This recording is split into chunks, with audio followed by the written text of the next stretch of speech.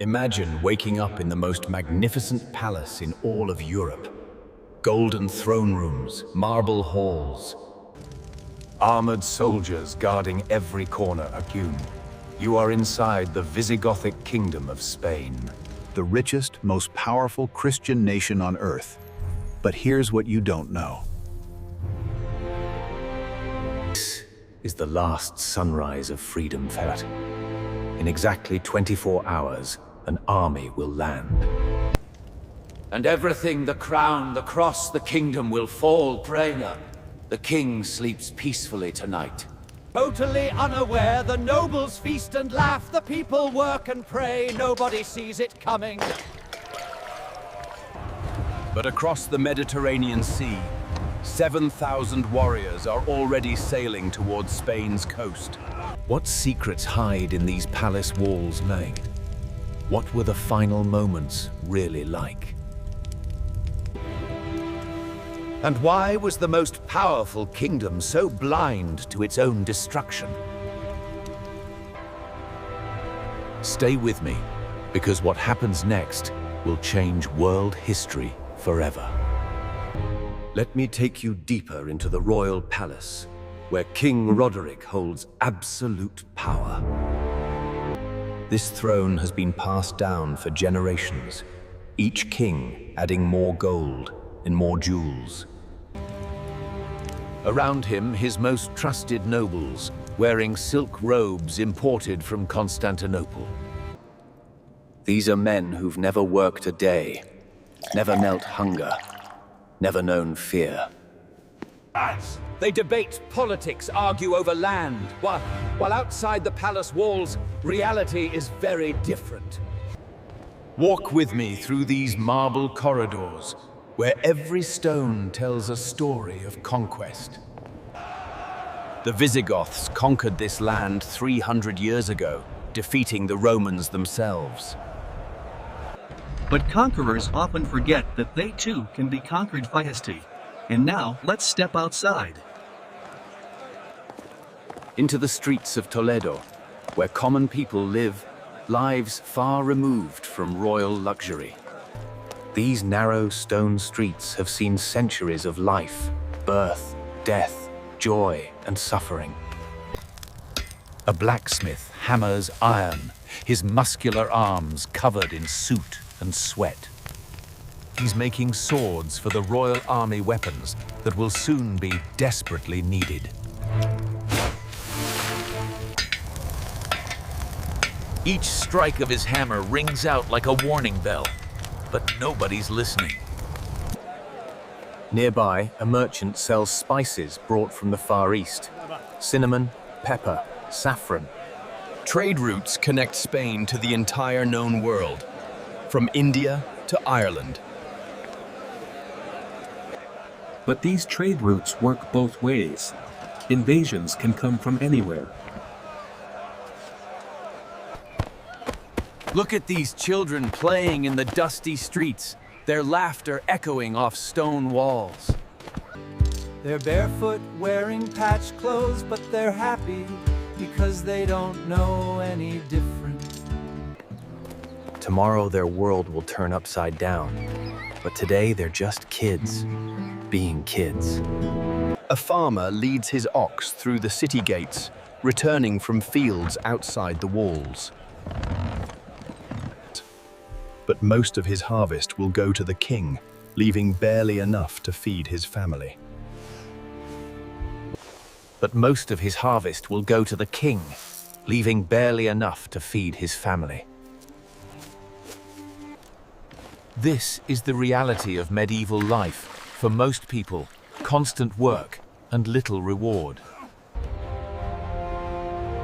Now look up at the fortress dominating the hilltop, its walls 30 feet thick. This castle has protected Toledo for 3 centuries, its stones soaked with history. Guards patrol the battlements, scanning the horizon for threats from the north.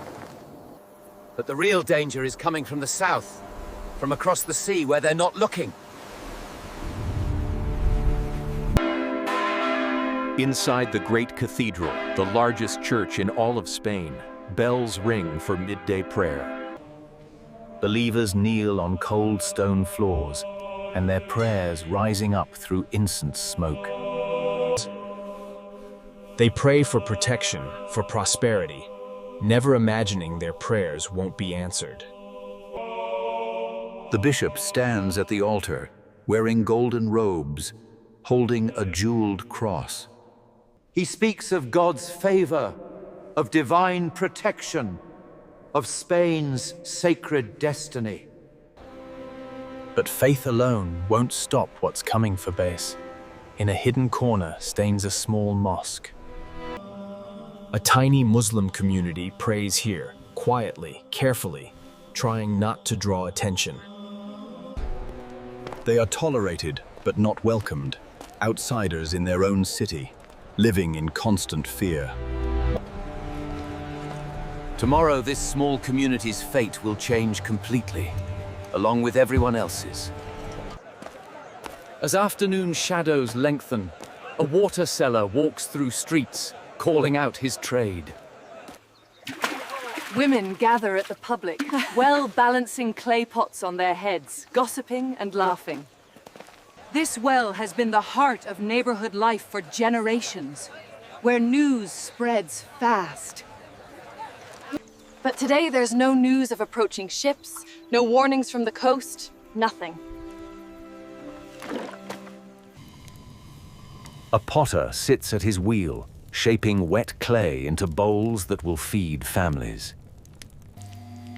His hands know this work so well he could do it blind, each movement perfectly practiced. Simple work, honest work, the kind that built civilizations and will outlast kingdoms.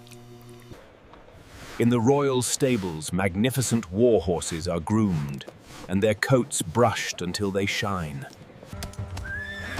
These beasts are bred for battle, trained to charge into enemy lines without fear. Each one costs more than a peasant earns in 10 years, symbols of military might. But tomorrow these horses will run in panic as their world burns around them. A noble's carriage rolls through streets, pulled by 4 matching horses and people scrambling aside. Common folk bow their heads as nobility passes. This is how the world works, they think. But social orders can collapse overnight, as this kingdom is about to learn. As the sun begins setting, merchants start closing their shops, counting their day's earnings. A cobbler hangs up his tools, and a weaver rolls up her loom. Another day done. They plan for tomorrow, discuss next week, dream of next year, never suspecting. That tomorrow won't come. Not the tomorrow they expect anyway. Torches are lit along the streets, casting dancing shadows as darkness falls. In the palace, preparations begin for tonight's royal feast, celebrating nothing in particular.